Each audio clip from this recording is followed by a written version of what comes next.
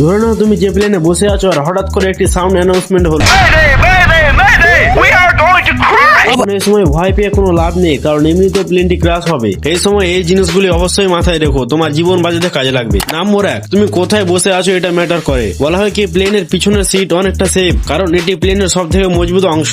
নম্বর 2, exit কত দূরে আছে সেটি গুনে নাও, কারণ অন্ধকার হোক বা ধোঁয়া তবুও রাস্তা মনে রাখা দরকার। নম্বর 3, জুতো খুলো না, ক্র্যাশের পরে মাটিতে কাঁচ, ইট, পাথর আর আগুন থাকবে। এই সময় খালি পায়ে মানে সোজা বিপদের মুখে। নম্বর 4, ধরে নাও সিচুয়েশন সিরিয়াস, তো সবার প্রথমে সিট বেল্ট শক্ত করে বেঁধে নাও। ঢিলা বেল্ট মানে ক্র্যাশের পরে সোজা ছিটকে গম্ভীর আঘাত। নম্বর 5, এবার যখন প্লেন ক্র্যাশ হবে তখন মাথা নিচু করে পা প্লেনের সংস্পর্শে শক্ত করে বসে থেকো যাতে আঘাত কম লাগে। নম্বর 6, এবার সব থেকে জরুরি পয়েন্ট, প্লেন ক্র্যাশ হওয়ার পর তুমি যদি জীবিত থাকো তাহলে 1 সেকেন্ডও টাইম নষ্ট না করে এক্সিটের দিকে দৌড়াও আর প্লেন থেকে যতদূর সম্ভব দূরে চলে যাও, কারণ বেশিরভাগ মানুষ ধাক্কা খেয়ে নয় আগুন এবং ধোঁয়ার জন্য মারা যায়। এই অবস্থায় যে সঠিক সিদ্ধান্ত নিবে সেই প্রাণে বাঁচবে। নম্বর 7, আর হ্যাঁ, ভিডিওটি লাইক করে দিও, কারণ লাইক করলে ভিডিওটি এখানে সেভ হয়ে